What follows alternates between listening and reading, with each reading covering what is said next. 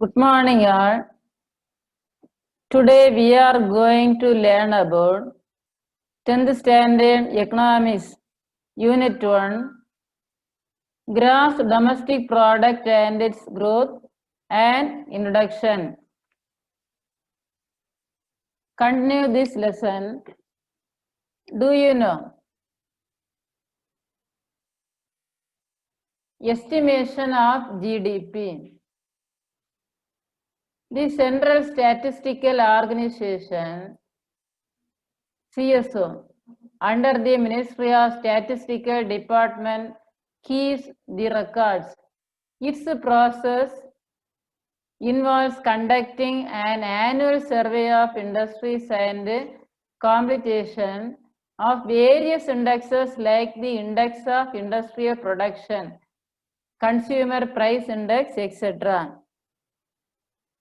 GDP-னுடைய மதிப்பீடு. புள்ளியியல் துறையானது அமைச்சரவையின் கீழே உள்ள மத்திய புள்ளியியல் சம்பந்தப்பட்ட ஆவணங்களை பாதுகாக்கக்கூடிய ஒரு அமைப்பாக இருக்கின்றது. இது தொழில்துறையினுடைய உற்பத்தியை ஆண்டு கணக்கெடுப்பு நடத்தி நுகர்வோர் விலை குறியீடு, தொழில்துறை உற்பத்தி குறியீடு போன்ற குறியீடுகளை வெளிப்படுத்துகிறது. Composition of gross domestic product. Indian economy is broadly divided into three sectors. Number 1, primary sector. Number 2, secondary sector. Number 3, tertiary sector. இந்திய பொருளாதாரம் பரவலாக 3 துறைகளை உள்ளடக்கியது. முதன்மை துறை, செகண்டரி செக்டர் தொழில்துறை, டெர்ஷியரி பணிகள் துறை என்று 3 துறைகளாக பிரிக்கலாம். First one, primary sector, agricultural sector. Agricultural sector is known as primary sector, in which agricultural operations are undertaken. Agriculture-based allied activities, production of raw materials such as cattle farm, fishing, mining, forestry, coal, etc. are also undertaken. வேளாண்மை துறைதான் முதன்மை துறை என்று அழைக்கப்படுகின்றது. வேளாண் சார்ந்த நடவடிக்கைகள் இதில் அடங்கும். ஃபார் எக்ஸாம்பிள், கேட்டில் ஃபார்ம் கால்நடை பண்ணைகள், ஃபிஷிங் மீன்பிடித்தல், மைனிங் சுரங்க தொழில், ஃபாரஸ்ட்ரி காடுகள் வளர்த்தல், கான் சோளம், கோல் நிலக்கரி, இதெல்லாம் முதன்மை துறையில் அடங்கக்கூடிய பணிகள். Then secondary sector or industrial sector.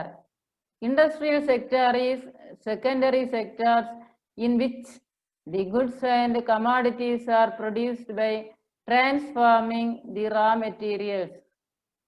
Important industries are iron and steel industry, cotton, textile, jute, sugar, cement, paper, petrochemical, automobile and other small scale industries. இரண்டாம் துறை தொழில்துறை என்று அழைக்கலாம். மூலப்பொருட்களை முடிவுற்ற பண்டங்களாக மாற்றுவதே தொழிற்சாலையினுடைய பணி. இது இரும்பு, எஃகு, ஜவுளித்தொழில், சணல், சர்க்கரை, சிமெண்ட், காகிதம், பெட்ரோலியம், ஆட்டோமொபைல், இப்படிப்பட்ட முக்கியமான தொழில்கள் இதில் அடங்கும். ஸ்மால் ஸ்கேல் இண்டஸ்ட்ரி, சிறு தொழில்களும் இந்த துறையில் அடங்கும். Third one, tertiary sector or service sector. Tertiary sector is known as service sector, which includes government scientific research, transport communication, trade, postal and telegraph, banking, education, entertainment, healthcare and information technology, etc. In the 20th century, economists began to suggest that traditional tertiary services could be further distinguished from quaternary and quinary service sectors. பணிகள் துறை மூன்றாம் துறை என்று அழைக்கப்படுகிறது.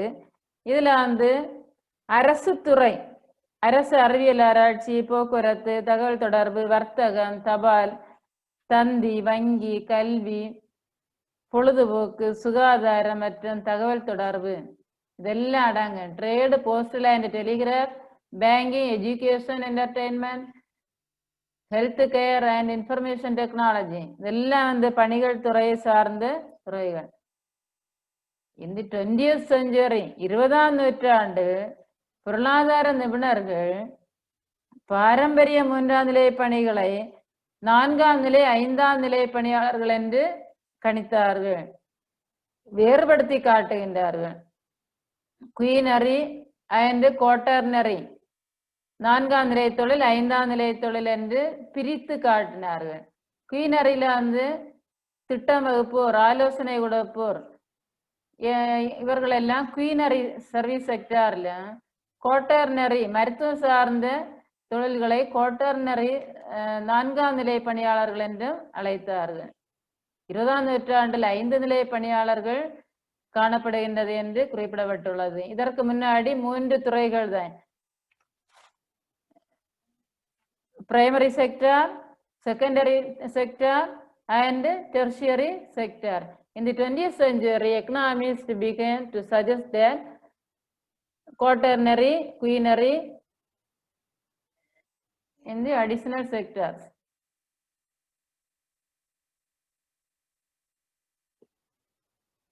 Contribution of different sectors in GDP of India. இந்தியாவின் மொத்த உள்நாட்டு உற்பத்தியில் வெவ்வேறு துறைகளுடைய பங்களிப்பை பற்றி கொடுத்திருக்குது. Services sector is the largest sector of India. Gross value added at current prices for services sector is estimated at 92.26 lakh crore in 2018 to 19. India is second largest producer of agricultural products. India accounts for 7.39% of total global agricultural output. In industrial sector, India's world rank is 6, and in service sector, India's world rank is 8. Contribution of agriculture sector in Indian economy is much higher than world's average, 6.4%. Contribution of industry and services sector is lower than world's average, 30% for industry sector and 63% for service sector. இந்தியாவின் பணிகள் துறை மிகப்பெரிய துறை. Largest sector in India is service sector. மிகப்பெரிய துறை. பணிகள் துறையில 2018-19 ஆண்டு மொத்த நடப்பு விலையில் மொத்த மதிப்பு 92.26 லட்சம் கோடி என மதிப்பிடப்படுகிறது. அதில் இருந்தால் வருமானம் அதிகமாக கிடைக்கும், பணிகள் துறையில் தான் கூடுதலாக ஊதியமும் கிடைக்கும். இந்தியாவின் மதிப்பு கூடுதலான 169.61 லட்சம் கோடியில் 54.40% பணிகள் துறையின் பங்காக இருக்கின்றது. பிற துறைகளுடைய பங்களிப்பு குறைவு. தொழில்துறையினுடைய பங்களிப்பும் வேளாண் துறையினுடைய பங்களிப்பும் குறைவாக இருக்கின்றது. இந்தியாவின் தொழில்துறையில் உலக அளவில் 8வது இடத்திலும் பணிகள் துறையில் 6வது இடத்திலும் இருக்கின்றது. Industrial sector, India's world rank is 6, and in service sector, India's world rank is 8. Agricultural sector, விவசாயத்துறையை பார்க்கும்போது 6.4% தான் இருக்குது. 6.4% விவசாயத்துறையினுடைய பங்களிப்பு. பிற துறைகள் 30%. உலக சராசரியை விட 30% தொழில்துறையில, பிற பணிகள்ல 63% குறைவாகவே உள்ளது.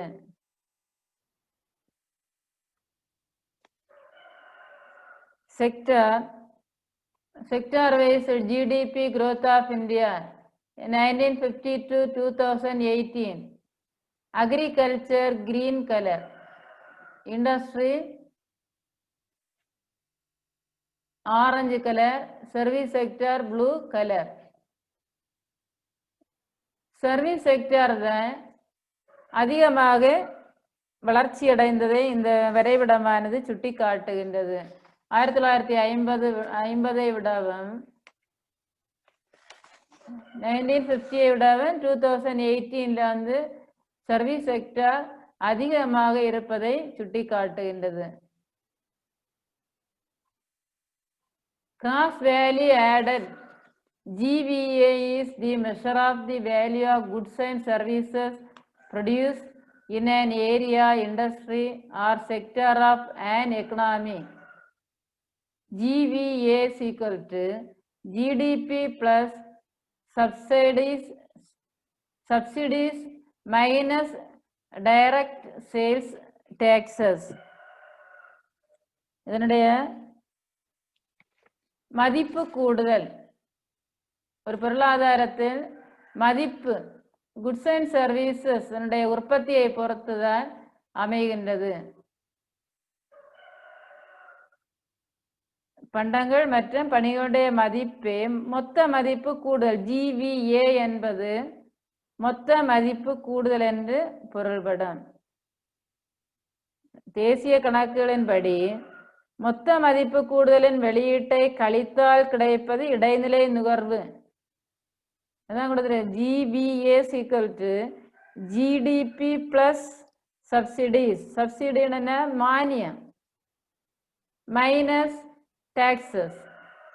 வரியை, அது வரி, நேர்முக வரி, மறைமுக வரி, டைரக்ட் அண்ட் இன்டைரக்ட் டாக்ஸ் உண்டு. இந்த ரெண்டு வரியையும் மைனஸ் பண்ண கிடைப்பது மொத்த கூடுதல் மதிப்பு என்று அறியப்படுகிறது. எக்கனாமிக் growth and development, பொருளாதார வளர்ச்சி மற்றும் முன்னேற்றம். As per the economist Amartya Sen, economic growth is one aspect of economic development. Also, United Nations see it like this. Economic development focuses not only on men's materialistic need, but it focuses on overall development or rise in its living standards. பொருளியல் அறிஞரான அமர்த்தியாசனுடைய கருத்துப்படி பொருளாதார வளர்ச்சி என்பது பொருளாதார முன்னேற்றத்தின் ஒரு அம்சமாகும் என்று கூறுகின்றார். பொருளாதார வளர்ச்சி ஐக்கிய நாடுகளின் பார்வையில் பொருளாதார வளர்ச்சி என்பது வாழ்க்கை தரம் உயர்தல். ஒரு தனி மனிதனுடைய வாழ்க்கை தரம் உயர்ந்தால் ஒரு நாட்டினுடைய பொருளாதாரம் வளர்ச்சி அடையும் என்பதே பொருள்படும். ஆகவே நாட்டினுடைய பொருளாதார வளர்ச்சி ஏற்பட வேண்டுமானால் ஒட்டுமொத்த மக்களுடைய வாழ்க்கை தரம் உயர வேண்டும் என்ற கருத்தை ஐக்கிய நாடுகள் சபையானது குறிப்பிடுகின்றது. எக்கனாமிக் growth, பொருளாதார வளர்ச்சி. It is the quantitative measure which considers the rise in the output produced in an economy or nation in a particular period in its monetary value. The key parameters of economic growth in any economy are its gross domestic product and the gross national product, which helps in measuring the actual size of an economy. பொருளாதார வளர்ச்சி என்பது ஒரு நாட்டினுடைய ஒரு குறிப்பிட்ட கால பகுதியில் ஏற்படக்கூடிய உற்பத்தி பெருக்கம், a particular period in its monetary value. The key parameters of economic growth in any economy are its gross domestic product and gross national product, which helps in measuring the actual size of an economy. மொத்த உள்நாட்டு உற்பத்தி பொருளாதார வளர்ச்சியை கணக்கிடும் முக்கிய ஒரு அளவுகோல். ஒரு பொருளாதாரத்தினுடைய உண்மையான அளவை அளவிட இது பயன்படுகிறது. எக்கனாமிக் டெவலப்மெண்ட், பொருளாதார முன்னேற்றம். Economic development projects a broader picture of an economy which takes into account an increase in production level or output of an economy along with an improvement in the living standard of its citizens. It focuses more on socio-economic factors rather than the just quantitative increase in production. Economic development is a qualitative measure which measures improvement in technology, labor reforms, rising living standards, broader institutional changes in an economy. Human Development Index is a tool to measure the real development in an economy. ஒரு பொருளாதாரத்தின் பரந்த முறையில் தெளிவான உருவத்தை பொருளாதார முன்னேற்றம் காண்பிக்கிறது. Economic development projects a broader picture of an economy which takes into account an increase in production level or output. Input உள்ளீடு, அவுட்புட் வெளியீடு. பொருளாதாரத்தின் வெளியீட்டை அதிகப்படுத்துவது மக்களுடைய வாழ்க்கை தரத்தை முன்னேற்றம்.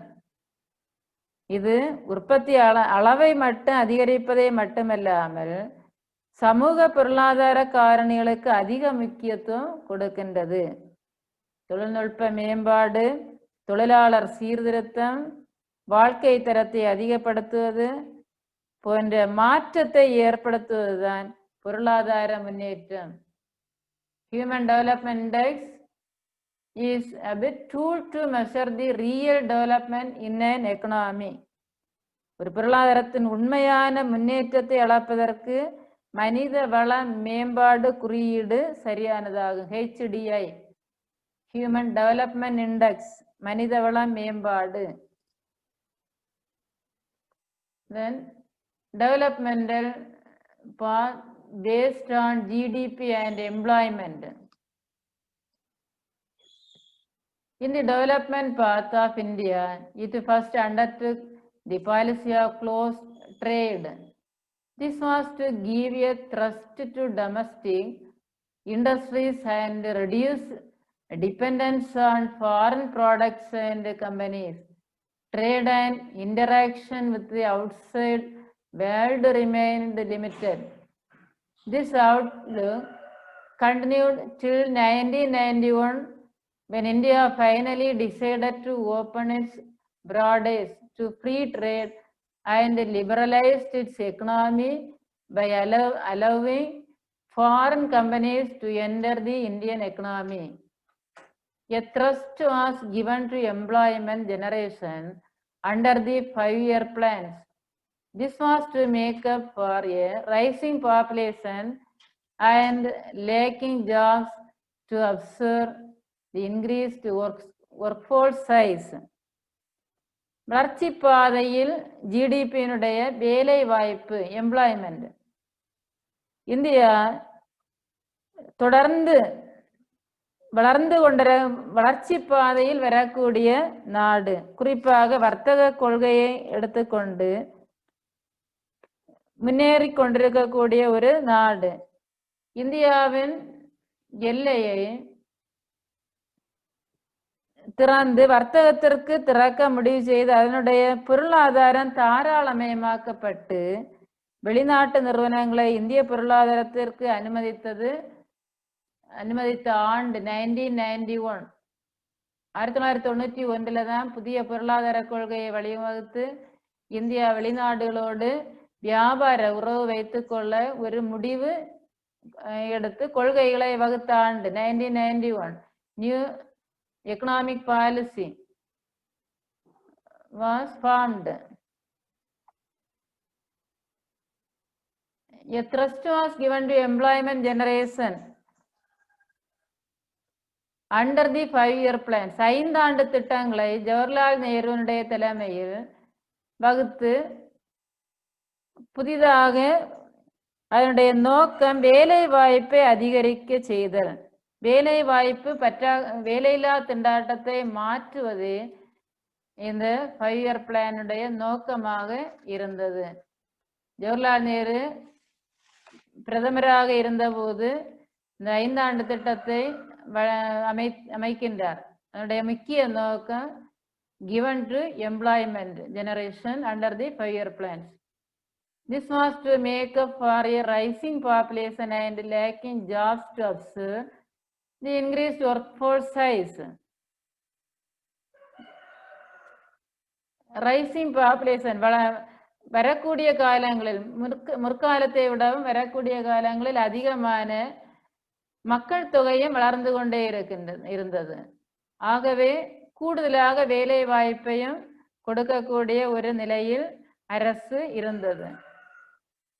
ஆகவே கிராமப்புற மேம்பாட்டிற்கு அதிக முக்கியத்துவம் கொடுத்தது. Rural development was also given importance in India for the important constituent it was of the modern landscape. Poverty alleviation came as a corollary of rural development and a part of the development path of India. India inherited a poverty-stricken economy from the British rule, which had destroyed its resource base completely. The public sector was given significant importance. Private companies and industries were subject to strict regulations and standards. It was believed that the government was the sole protector of the people and would work towards social welfare. India has sustained rapid growth of GDP for most of the last 2 decades, leading to rising per capita incomes and a reduction in absolute poverty. வறுமை ஒழிப்பு என்ற ஒன்றை முக்கியமாக கொண்டு கிராமப்புற மேம்பாட்டிற்கு அதிக முக்கியத்துவம் கொடுத்தது. India inherited a poverty-stricken economy from the British rule. வறுமைக்கு காரணமே பிரிட்டிஷ் அரசாங்கத்தினுடைய கட்டுப்பாட்டில் இந்தியா இருந்ததால் மட்டுமே இந்தியா வறுமைக்கு தள்ளப்பட்டது. It was believed that the government was the sole protector of the people. மக்களுடைய ஒரே பாதுகாப்பாளராக இருந்தது அரசாங்கம். இது சமூக நலத்திற்காகவும் செயல்படும் என்று மக்கள் நம்பினார்கள். அரசை மட்டுமே நம்பிக்கை கொண்ட காலகட்டம். India has sustained rapid growth. நிலையான அதிக வளர்ச்சியால் தனிநபர் வருமானம் அதிகரித்தது. per capita incomes, தனிநபர் வருமானம், நாட்டு வருமானத்தை மக்கள் தொகையால் வகுக்க கிடைப்பது தலா வருமானம். per capita incomes, தலா வருமானத்தை வளர்த்துவதே இதனுடைய நோக்கம். தனிநபர் வருமானத்தை வளர்த்தினால் மட்டுமே நாட்டில் வறுமை ஒழியும். per capita incomes have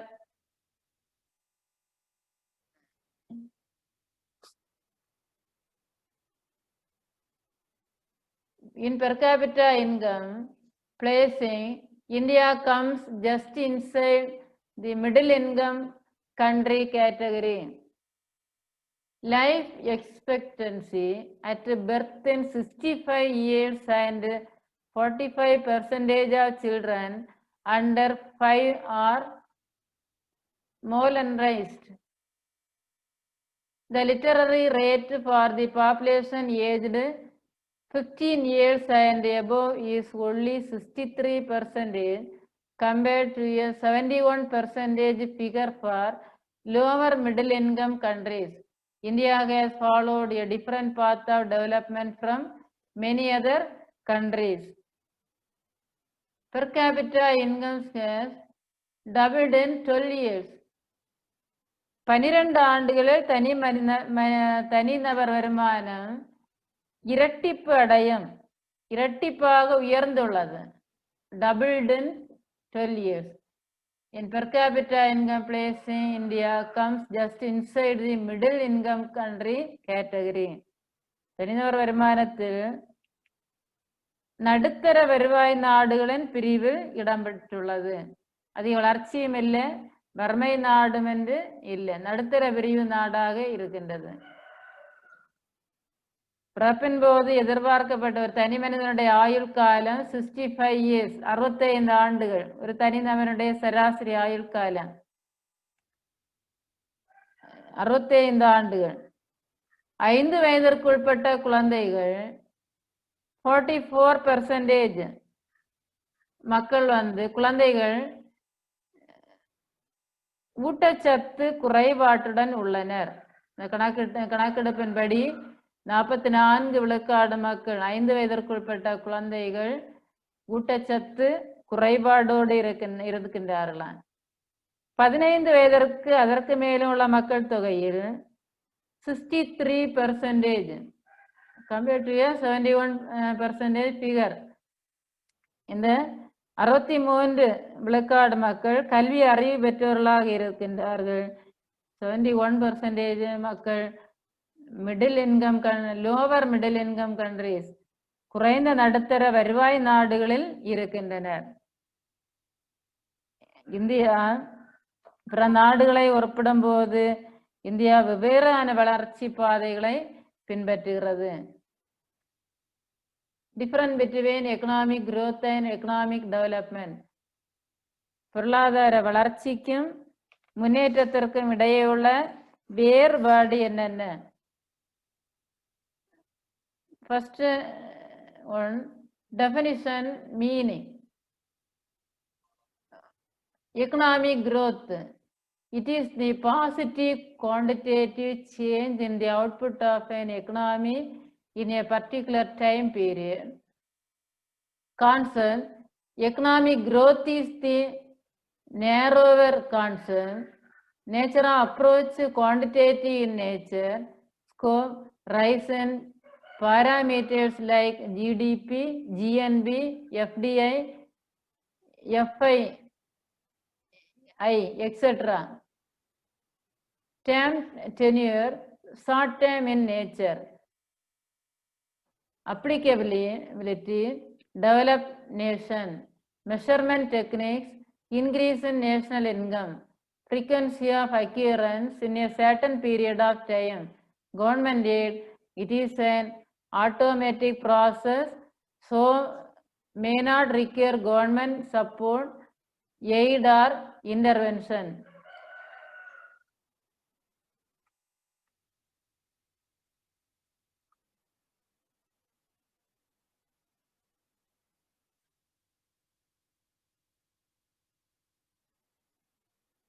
பொருளாதார வளர்ச்சிக்கும் முன்னேற்றத்திற்கும் இடையுள்ள ஒப்பீடுல கருத்து, முதலாவதாக பொருளாதார வளர்ச்சியை பற்றி நான் பார்ப்பேன். பொருளாதார வளர்ச்சி என்பது ஒரு குறுகிய கருத்து, கான்செப்ட். அதனுடைய economic growth is the narrower concept. நேர்மறை அளவை மாற்றத்தை ஏற்படுத்தும், நேர்மறை மாற்றம். Nature of approach, quantitative in nature. Scope, அதனுடைய நோக்கம் rise of parameters like GDP, GNP, FDI, FI போன்ற அளவுகள் அதிகரிக்கும். டேம், கால வரையறையில் குறுகிய காலத்தை உடைய, short term in nature. Applicability, develop nation. வளர்ந்த நாடுகள் measurement techniques, increase in national income, நாட்டு வருமானத்தை அதிகரிக்க செய்வதே அதனுடைய அளவீட்டு நுட்பம். frequency of occurrence, நிகழ்வெண் அதிர்வெண். in a certain period of time, குறிப்பிட்ட காலம். கவர்மெண்ட் எய்டு, அரசாங்க உதவி, இது ஒரு தானியங்கி செயல்முறை. எனவே அரசாங்க உதவி தேவைப்படாது. பொருளாதார முன்னேற்றத்திற்கு அரசாங்க உதவி தேவைப்படாது. தென் எக்கனாமிக் டெவலப்மெண்ட், பொருளாதார முன்னேற்றம்.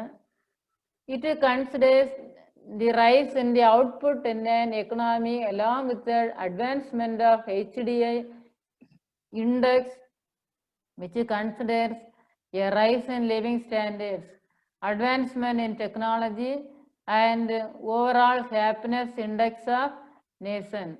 Economic development is the broader concept, qualitative in nature. Rise in life expectancy rate, infant, improvement in literacy rate, infant mortality rate, and poverty rate, etc. Long term in nature, developing economies, increase in real national income such that per capita income, continuous process, highly dependent on government intervention as it includes widespread policies change. So without government intervention it is not possible. பொருளாதார முன்னேற்றம் என்பது ஒரு பரந்த கருத்து. HDI-னுடைய குறியீட்டின் வாழ்க்கை தரத்தில் உயர்வு ஏற்படக்கூடியது. தரத்தின் இயல்பு, குழந்தை எழுத்தறிவு விகிதம், வறுமை ஆகியவற்றில் முன்னேற்றம் ஏற்படுகின்றது. நீண்ட காலத்தை உடையது. வளர்ந்து வருகின்ற நாடுகளுக்கே இது பொருந்தும். நாட்டு வருமானத்தை அதிகரிக்க செய்கின்றது. தனிநபர் வருமானத்தையும் அதிகரிக்கின்றது. தொடர்ச்சியான ஒரு செயல்முறை, கண்டினியூஸ் ப்ராசஸ். அரசாங்க தலையீட்டை மிகவும் நம்பியுள்ளது. அரசாங்க தலையிடாமல் எந்த ஒரு முடிவும் ஏற்படுத்த சாத்தியக்கூறுகள் இல்லை. Factors supporting Indian development. A fast growing population of working age is an important factor. There are 700 million Indians under the age of 35 and the demographics look good for Indian growth. In the next 20 years at least, India is experiencing demographic transition that has increased the share of the working age population from 58% to 64% over the last 2 decades. India has a strong legal system and many English language speakers. This has been a key to attracting inward investment from companies such as those specializing in information technology. இந்திய முன்னேற்றத்தை ஆதரிக்கக்கூடிய காரணிகள் என்னென்ன? Fast growing population,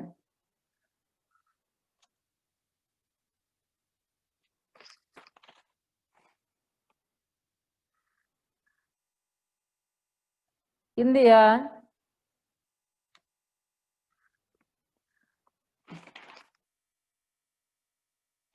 35 வயதிற்கு உட்பட்ட உழைக்கும் வயதில் வேகமாக வளரும் மக்கள் தொகையில் 700 மில்லியன் பேர் உள்ளனர். அடுத்த 20 ஆண்டுகளில் இந்தியாவின் வளர்ச்சிக்கான மக்கள் தொகை குறைவாகவே உள்ளது. இந்தியாவில் மொத்த மக்கள் தொகை மாற்றத்தில் உழைக்கும் வயது மக்களுடைய பங்களிப்பு 58% 64% இருக்கின்றது. உழைக்கும் பிரிவினர் குறைவாக இருக்கின்றார்கள். 58% 64% மக்கள் தான் உழைக்கும் பிரிவினர். 35 வயதிற்கு உட்பட்ட மக்கள் 700 மில்லியன் பேர் இருக்கின்றார்கள். India has a strong legal system and many English language speakers. India கடுமையான சட்டமுறைகளை கொண்ட நாடு, அதிகமான ஆங்கில மொழி பேசுபவர்களையும் கொண்டுள்ளது. மேலும் தகவல் தொழில்நுட்பத்திலும் நிபுணத்துவம் வாய்ந்ததாக இருப்பதால் முதலீடுகளை ஈர்க்கின்றது. India's economy has successfully developed in highly advanced and attractive clusters of businesses in the technology space. For example, witness the rapid emergence of Bangalore as a hub for global software businesses. External economies of scale have dependent their competitive advantages in many related industries. இந்தியாவின்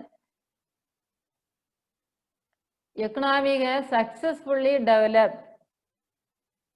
இந்தியாவின் பொருளாதாரம் தொழில்நுட்ப வளர்ச்சியில் முன்னேறிய ஒரு கவர்ச்சிகரமான முன்னேற்றத்தை ஏற்படுத்தியுள்ளது. அட்ராக்டிவ் கிளஸ்டர்ஸ், கவர்ச்சிகரமான முன்னேற்றம். For example, witness the rapid emergence of Bangalore. உலகளாவிய மென்பொருள் வணிகங்களுக்கான ஒரு மையமாக பெங்களூர் இருக்கின்றது. நுண்ணியல் தலைநகரம் என்று சொல்லுவாங்க. நுண்ணியல் தலைநகரம். தொழில்நுட்பத்துறையில் முன்னேற்றம் கண்ட ஒரு மாநிலம் பெங்களூர். கர்நாடகா. கர்நாடகனுடைய கேபிட்டல் தான் பெங்களூர். உலகளாவிய மென்பொருள் வணிகங்களுக்கான ஒரு மையமாக இருக்கின்றது. External economies of scale have dependent their competitive advantages in many related industries. இந்த மென்பொருள் தொழிலகங்கள் தான் பல்வேறு நாடுகளுக்கிடையே போட்டியை ஏற்படுத்துகின்றது.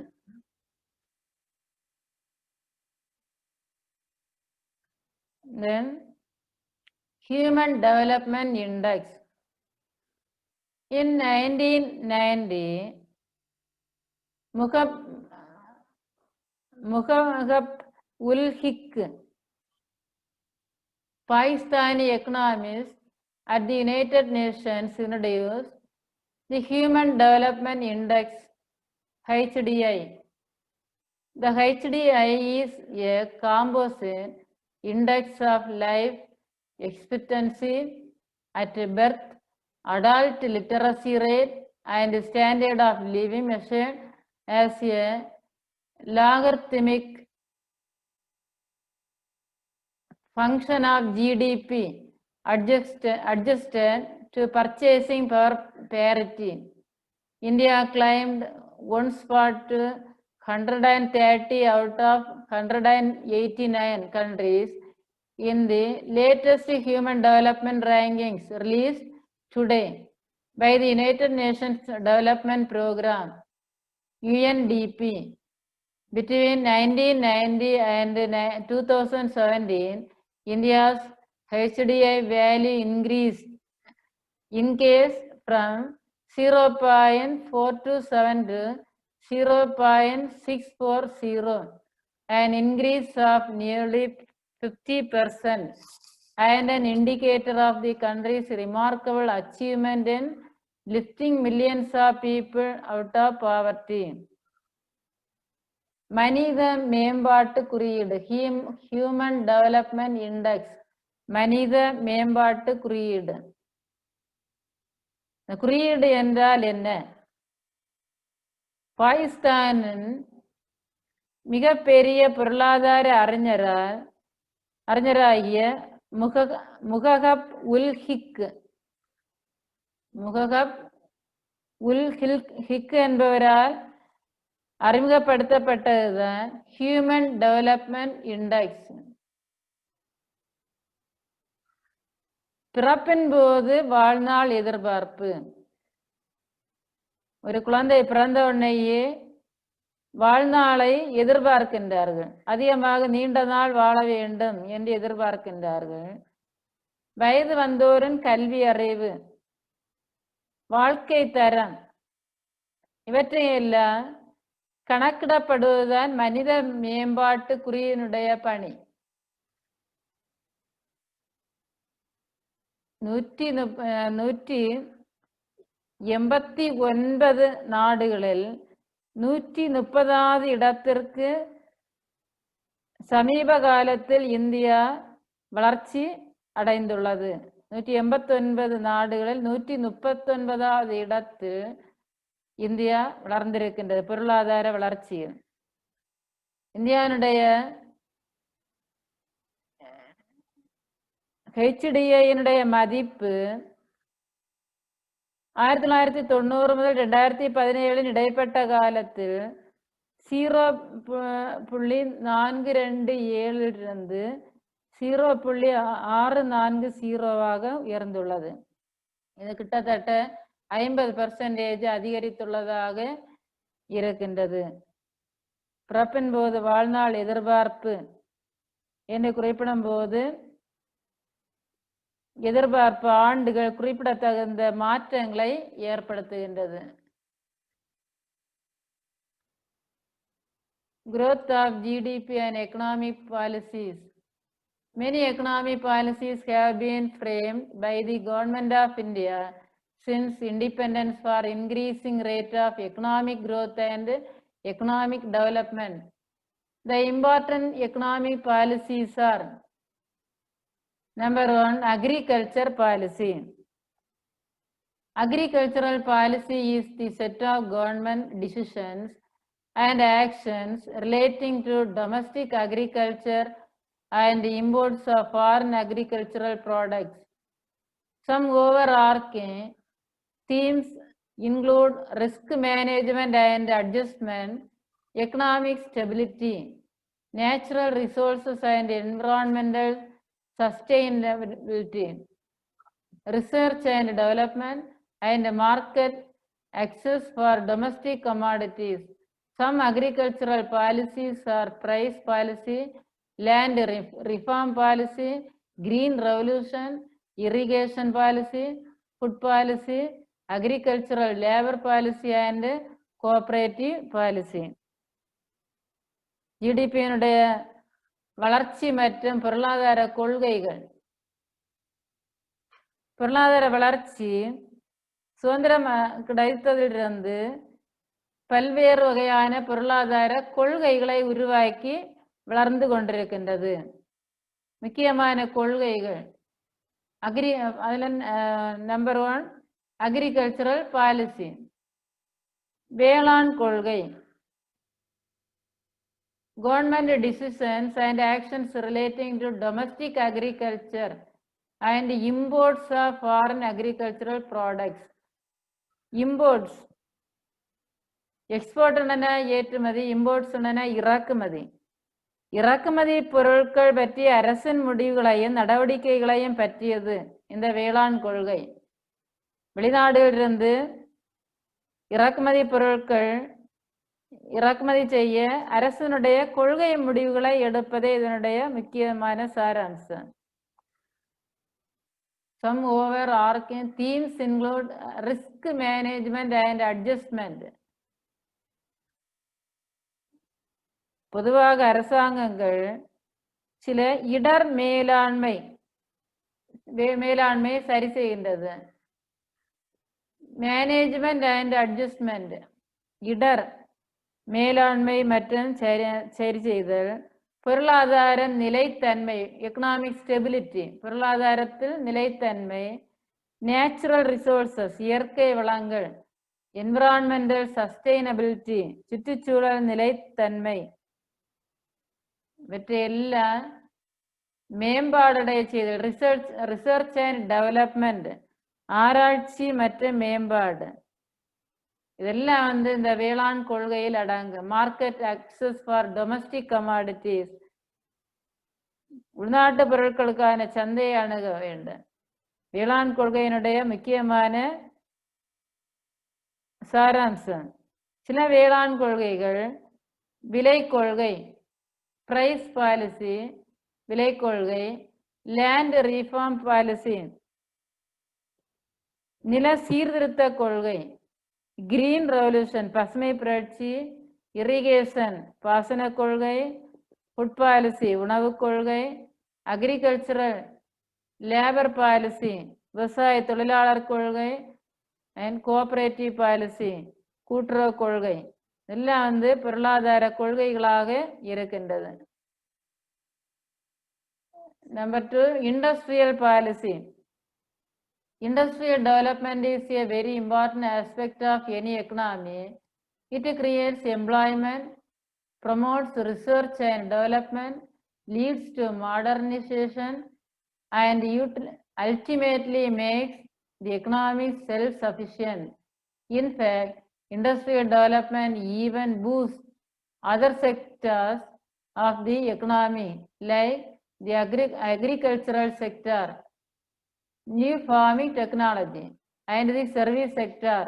It is also closely related to the development of trade.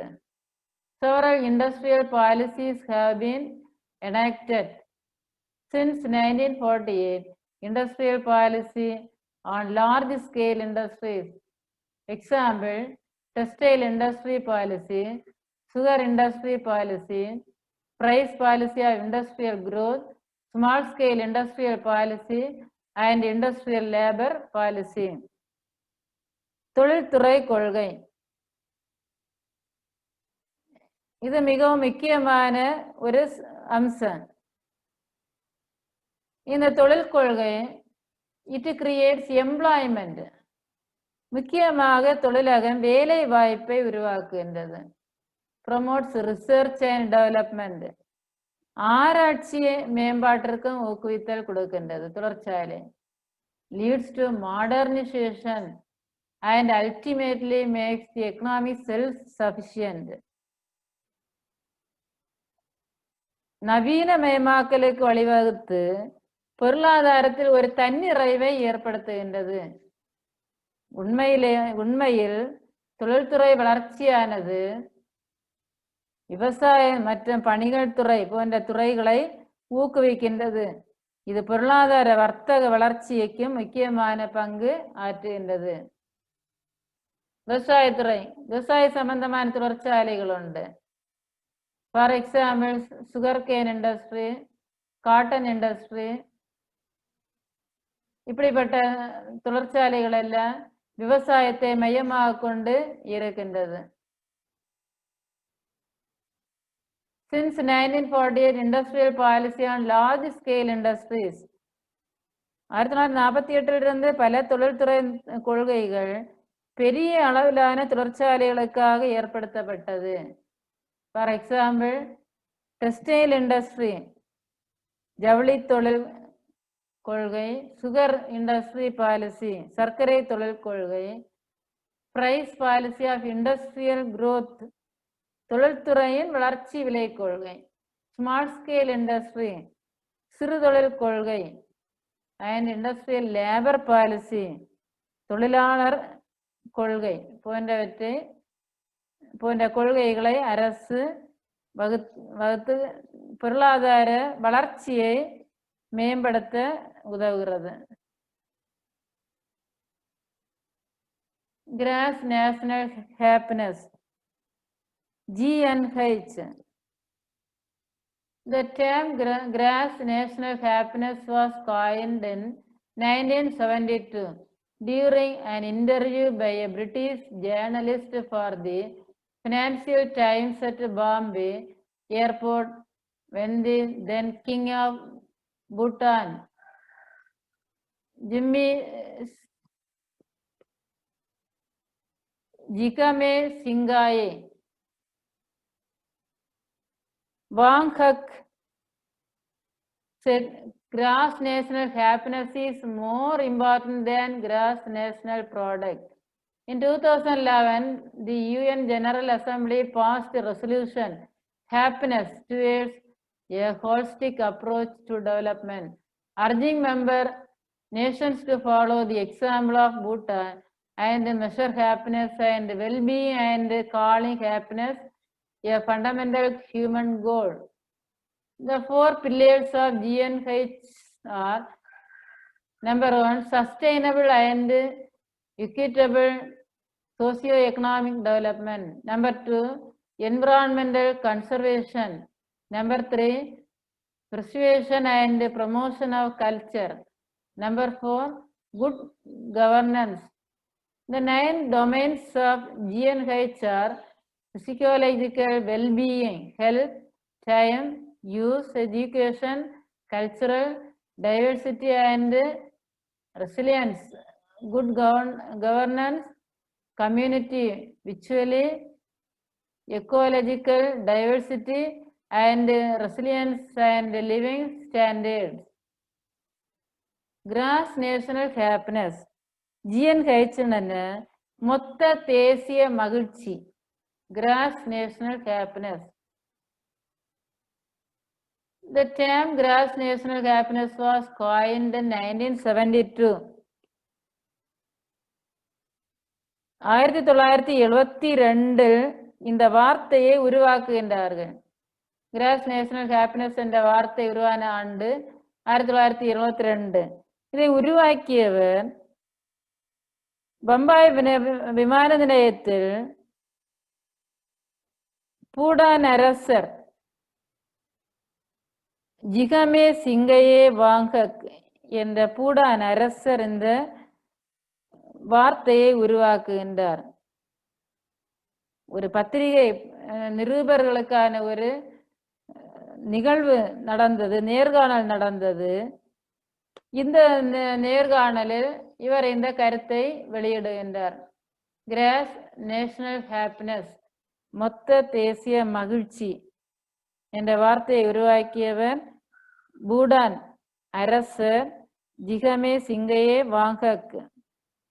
2011 ஐக்கிய நாடு சபை வளர்ச்சிக்கான ஒரு முழுமையான அணுகுமுறைக்கு மகிழ்ச்சி என்ற ஒரு தீர்மானத்தை நிறைவேற்றியது. Happiness towards a holistic approach to development.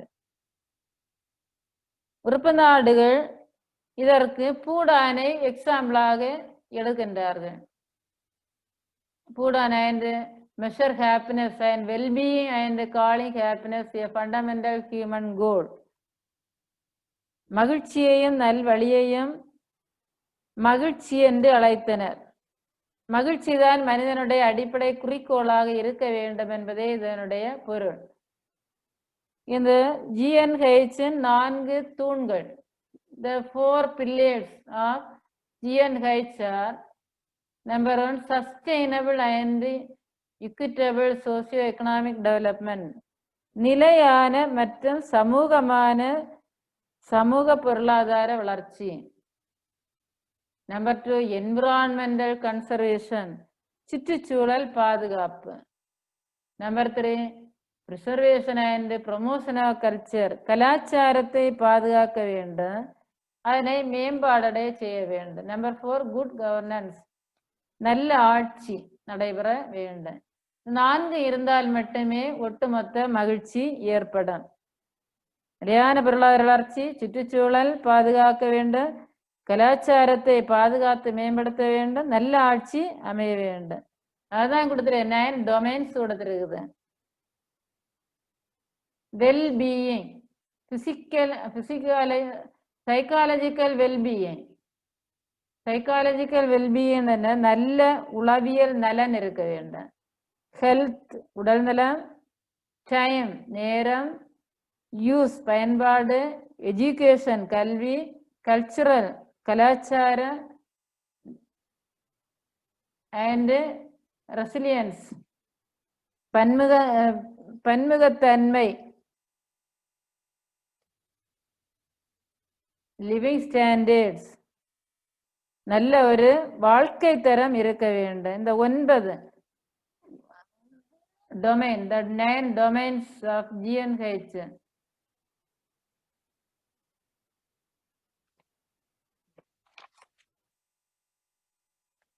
Number 3, new economic policy, புதிய பொருளாதார கொள்கை. The economy of India had undergone policy in the beginning of the 1990s.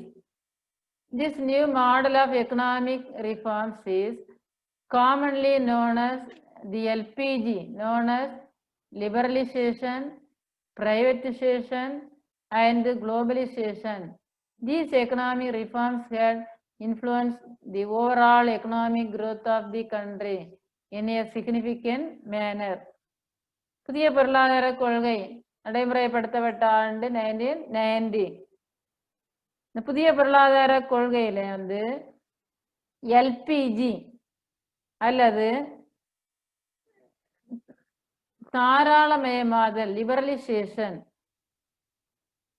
Privatisation, தனியார் மயமாக்கல், குளோபலைசேஷன், உலகமயமாதல் 3 கொள்கைகளை கொண்டு வருகின்றார்கள். தாராளமயமாதல், தனியார் மயமாதல், உலகமயமாதல். புதிய பொருளாதார கொள்கையினுடைய திட்டம் தாராளமயமாக்குதல், தனியார் மயமாக்குதல், உலகமயமாக்குதல். அங்காடியினுடைய எல்லையை உலக அளவில் பரவச் செய்வதே குளோபலைசேஷன் என்று சொல்வார்கள். பிரைவேட்டைசேஷன் என்ன? பொதுத்துறை நிறுவனங்களை தனியாருக்கு விற்பது பிரைவேட்டைசேஷன். லிபரலைசேஷன் கிடைக்கக்கூடிய இயற்கை வளங்களை நல்முறையில் பயன்படுத்த உகந்த சூழலை உருவாக்கி கொடுப்பதே லிபரலைசேஷன் சொல்லக்கூடியது. புதிய பொருளாதார கொள்கையில் liberalisation, privatisation and globalisation. These economic reforms had influenced the overall economic growth of the country in a significant manner. 3 பொருளாதார சீர்திருத்தங்கள் கடைபிடித்தால் ஒட்டுமொத்த பொருளாதார வளர்ச்சியை ஒரு குறிப்பிடத்தகுந்த காலகட்டத்தில் அமைக்க முடியும் என்று குறிப்பிடப்பட்டுள்ளது. Thank you.